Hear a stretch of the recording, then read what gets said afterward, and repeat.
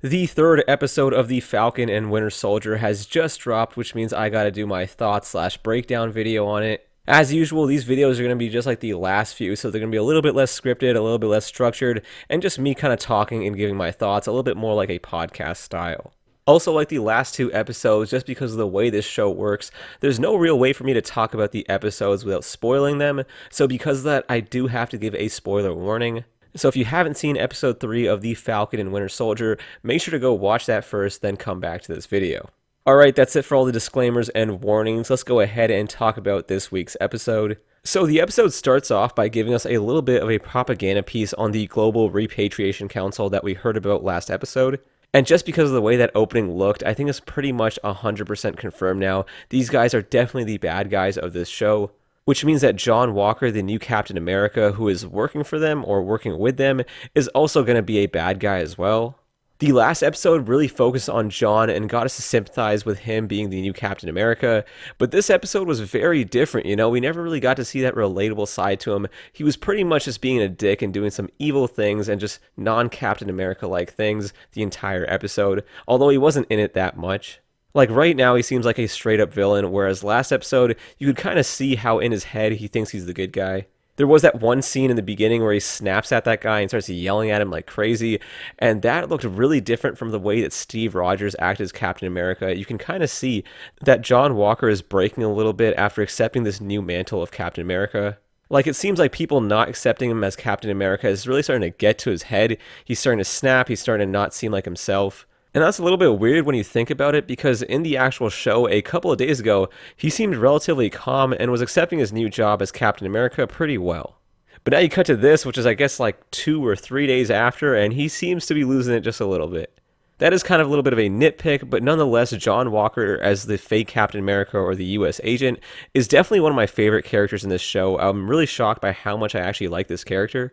Going into this, I thought he was going to be kind of a one-off villain, but just the contrast from Steve Rogers' Captain America to him being Captain America and just the differences between them, I think it creates an interesting dynamic as to what the Captain America symbol actually means. And that's pretty much what this show is going for. So this character, John Walker, is really working for me so far. I like him a lot. Also, by the end of the episode, they're pretty much straight up hunting Bucky and Sam, so I guess by that point, they're just straight up villains. It seems like every episode at this point is shining the spotlight on one specific character. So last week it was on John Walker as the new Captain America, and now this week's episode is really focusing on Zemo, which is a pretty interesting way to handle a TV series, but so far I like it a lot. I think it's a really good way to spend time with each of the villains because there's a lot of moving parts throughout this show. So overall that does work for me. But we got to talk about Zemo. He's like the main part of this episode. And I'm going to be completely honest. Right now, I'm not too sure how I feel about how he's being portrayed in the show. The Zemo that we saw in this week's episode feels very different from the last time that we saw him in Civil War.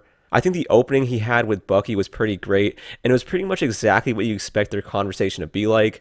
I'm glad that he started to try and say the words and trigger Bucky. I think that was a cool touch. And then also the way the soundtrack just started playing his theme from Civil War.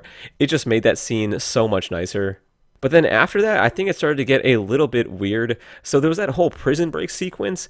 And I don't know about you guys, but that just seemed way too easy for a villain like Zemo to get out of a prison that easily.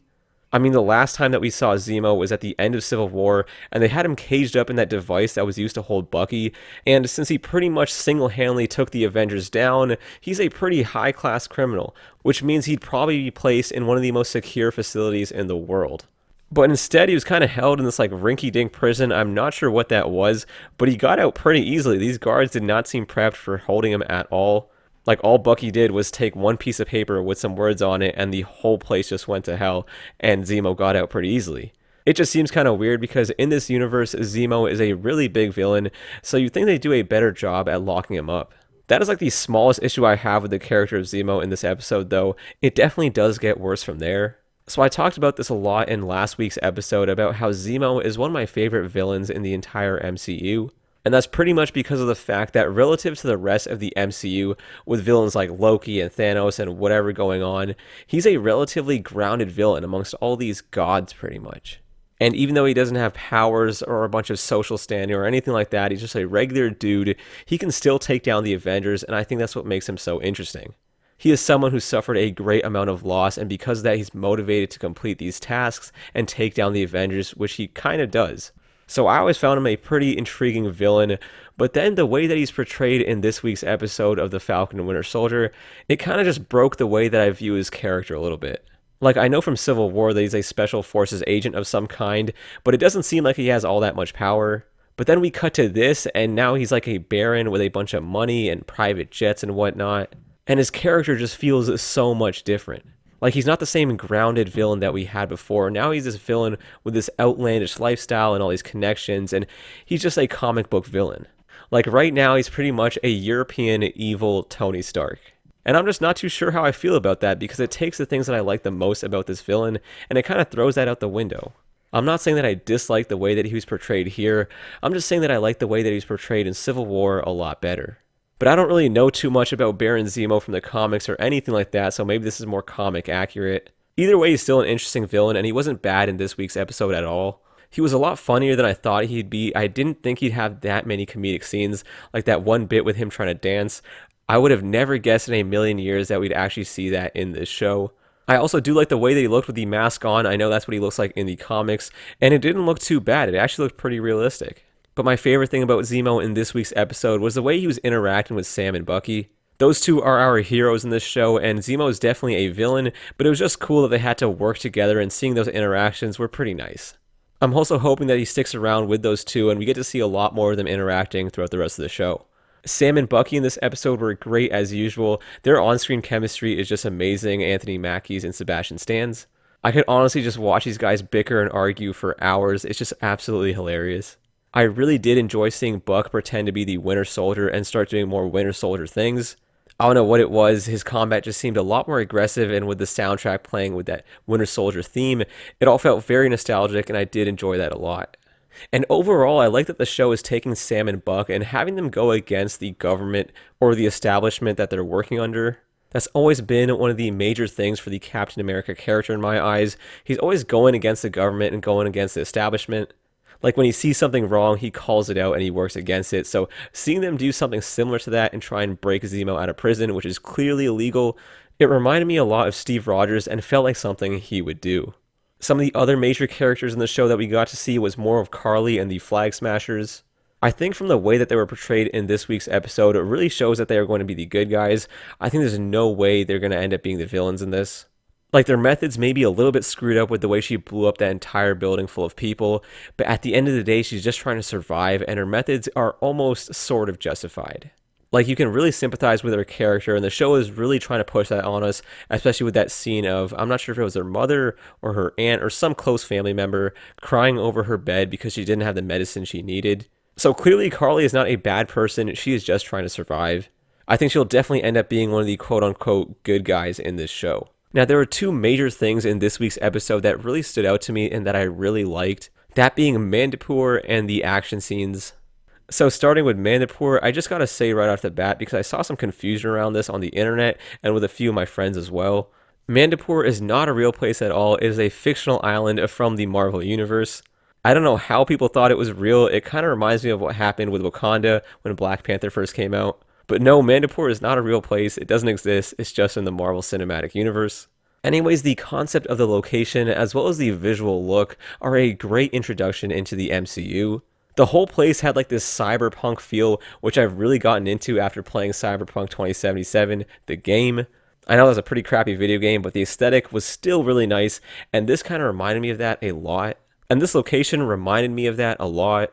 It also reminded me of Hawkeye's sequence as Ronin from Endgame. The places felt very similar. I know the first time that we saw the trailer for Falcon Winter Soldier, I actually thought it was going to be the same place, but this is Mandipur.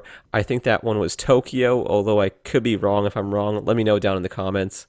Anyways, I just really like the visual look of the place, but another cool thing about Mandipur is the way that it fleshes out the underground world of the MCU with bounty hunters and mercenaries and other sketchy people.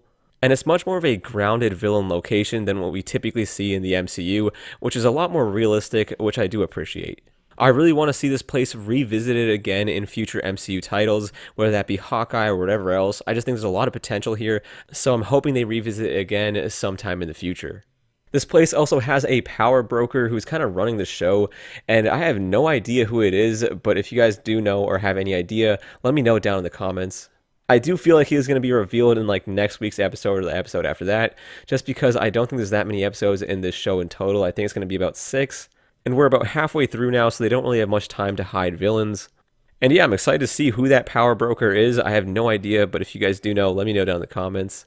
But going on to the second thing that I really liked about this week's episode were the action sequences. They just felt super grounded and super violent and super realistic. I really just do appreciate the amount of choreography that went into making these fights look amazing.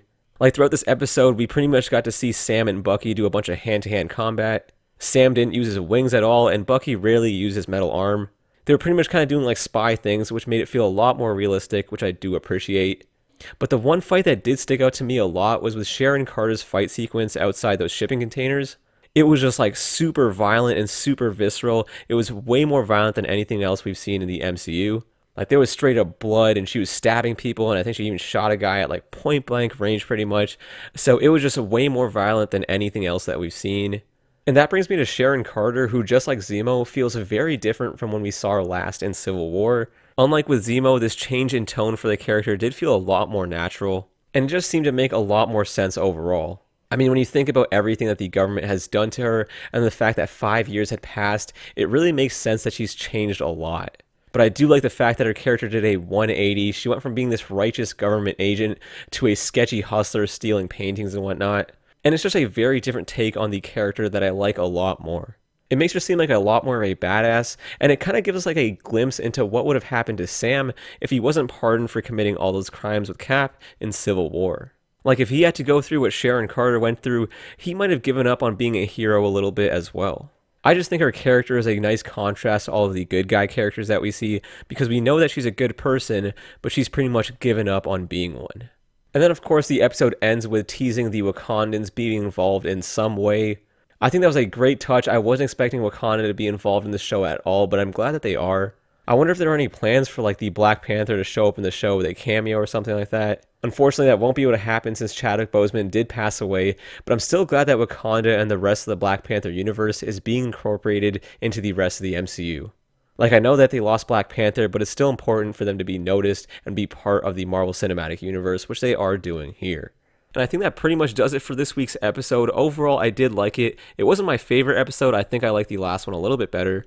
And I'm still not too sure about how I feel about this series overall. It still kind of does feel like a movie that's chopped up into a bunch of parts. Like, part of me does think that binging this series all at once would be a much better viewing experience. But honestly, we'll never know because I am watching this weekly.